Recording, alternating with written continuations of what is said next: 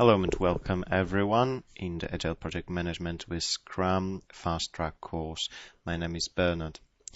This course will not replace the proper course. You need to do a lot of exercises in order to get it right, but this course can be good for giving you an overview about the Scrum process and what it is, what kind of roles are there, and how it usually looks like.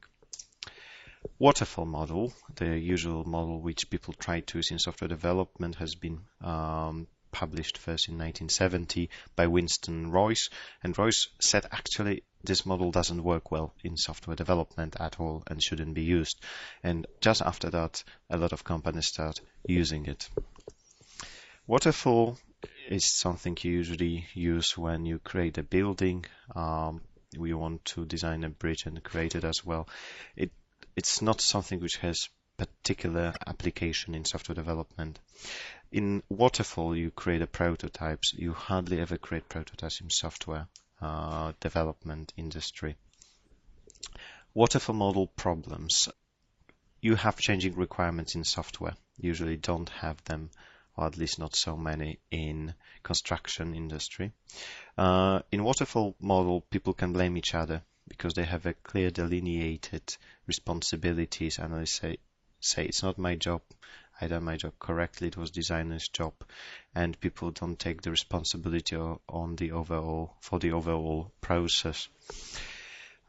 Developers may not understand the business requirements, which produces software which actually doesn't do what is needed. You have very long feedback from the moment you created the requirements. You see actually how they work and pass quite a few months or even years. And you have a hit by a spaceship effect when one person, for example, an analyst, leaves the company, all the knowledge is lost.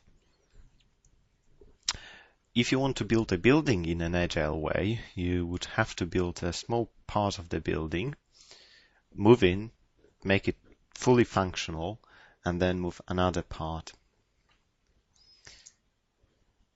Agile methodologies and frameworks, there are many of them. The most extreme is extreme programming, when you don't create the documentation, just try to make the code working as soon as possible. Scrum is more